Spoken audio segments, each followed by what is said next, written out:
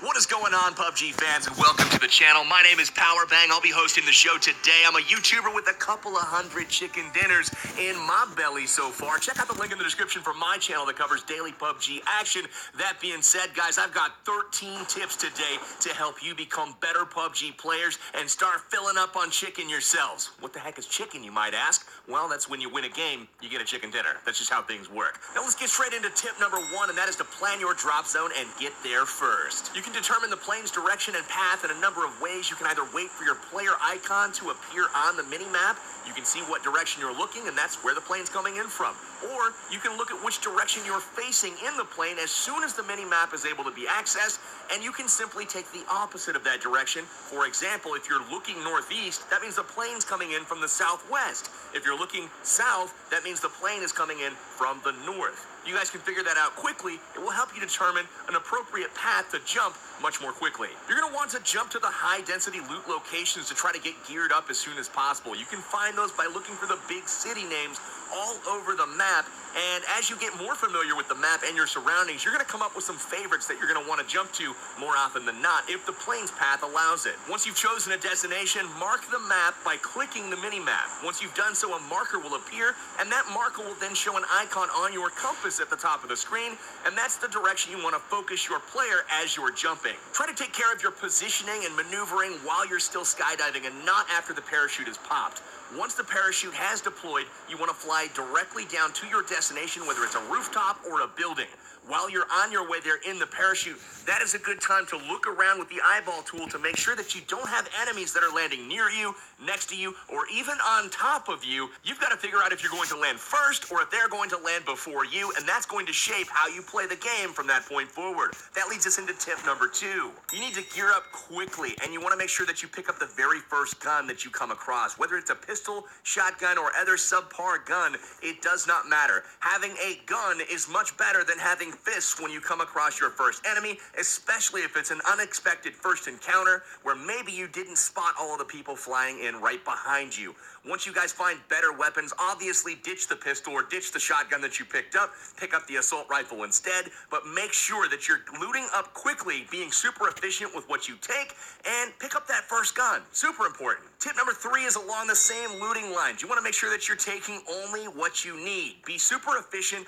Don't take ammo and attachments for guns that you don't even have. Or don't keep the ammunition or attachment from guns that you have dropped in favor of others. If you drop and pick up a shotgun and a choke and all kinds of 12-gauge shells, you want to make sure that you ditch those once you pick up an assault rifle to replace the shotgun. The attachments and the ammo will not clear out of your inventory, and that inventory space is valuable for other things, such as boosts or med kits. You want to make sure that you have the space available. Now, once you've dropped, cleared your immediate area, looted up a little bit, and you're starting to get ready to actually defend yourself or even fight, you want to take note of tip number 4, and that is to pay attention to the safe zone. Open up your mini-map, check the white circle, and if you are outside of that first white circle, you know that you need to move to get to it before that first timer counts down that's right below your mini-map and the safe zone starts to collapse. If it collapses and you're outside of it and you're in the blue zone, you will start to take periodic damage, which is not super helpful if you're trying to win the game. Make sure that you're moving inside the safe zone at all times. There's a couple different, more advanced strategies for playing the safe zone. We will cover those in future episodes as well. Tip number 5 is to always move while you're out in the open. If you're in line of sight of anywhere where you could potentially be shot, make sure that you're a moving target and not a sitting duck. For players like myself that like to snipe from long range, I'm always looking for that player that stands still while looting a supply crate or looting an enemy, or maybe just looking off in the direction through his scope as well. If he stands still for a moment, that head is getting in my crosshairs and I'm going to blow it up. So make sure you're staying very active and moving while you're looting and while you're running around. Jump here and there. You want to make sure that you are not an easy target. That being said, if you are in cover or if you've decided to go prone and lay in the grass, you want to be as still as possible while you're in cover. If you're in a building, staying still will keep you from making noise that may alert enemies to your presence, and in the grass, contrast, obviously, those visual cues are super apparent when you're scoping in on a hillside and all of a sudden you see something move. That'll cause an enemy to look in closer to your area and ultimately find you and kill you. Tip number 6 is to use the eyeball tool. Just like you did when you were dropping in with your parachute, it's super helpful when you're running around the map as well. Once you've determined where you're trying to run or drive, you want to look around with the eyeball tool so you can do a couple of things. You can scan the area to see if there are any potential threats watching you, and you can also sneak up on people by looking at them, planning your attack, and they don't ever know that you actually see them. So use that to your advantage. Make sure to use the eyeball tool as you're driving around. Don't just tunnel vision on a target or an enemy or a destination and forget to check your flanks. Now, eventually footsteps and gunshots and cars driving by are going to start to fill up the battlefield. You're going to hear sounds. And tip number 7 is to use these audio cues to locate nearby enemies. This is absolutely imperative, and probably about 90% of tracking enemies, their location, comes from audio and not visual cues. Not joking here, guys. Having a stereo headset or earbuds is crucial to your success in this game. Highly recommend that you grab that audio for tracking and locating your enemies. To do this using audio alone, you want to focus your player's crosshair on the direction where you think the sound is coming from. Make sure the gunshots or the footsteps or the car sounds, that the audio is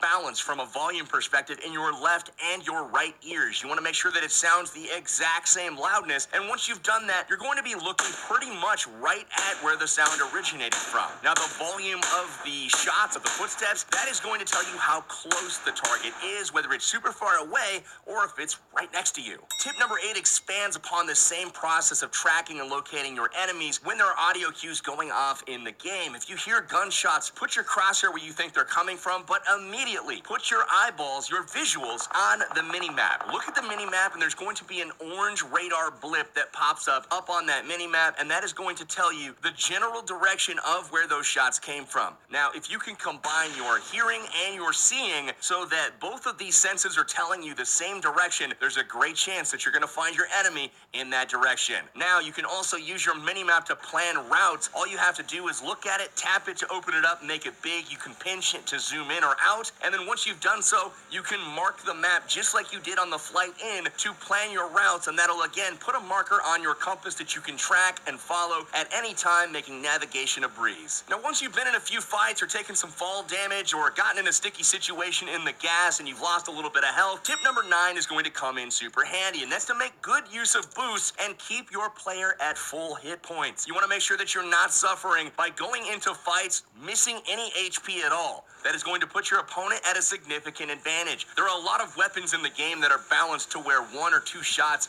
may do 97 or 98 damage on a player. If you're missing 3 hit points and you get headshot for 98 damage, you're going to feel pretty sad when you know you could have continued the fight, found cover, healed up if you would have just gone into the fight at full hit points. Your energy drinks and your painkillers are the most common boosts to be found. Now, your energy drinks work in about 2 minutes, where the painkillers last about 3 minutes. Energy drinks will heal about 23% of your HP over time, so every few seconds your health bar will tick up just a little bit. Painkillers will actually heal even more, almost 40% of your total hit point bar, and that will happen over 3 minutes. If you are lucky enough to find an adrenaline syringes will fill up your boost bar to 100%, and that will heal over 80% of your health bar over 5 minutes. Adrenaline syringes can only be found in supply drop crates, so it's more often than not you're going to be using the energy drinks and the painkillers. Make sure you loot these items as often as you can. They're uncommon, not rare, but you always want to have a plentiful supply of boosts on your persons at all times. Tip number 10 is to use the supply drop crates to your advantage. You can do this by looting them for some of the best weapons, armor, scopes in the game,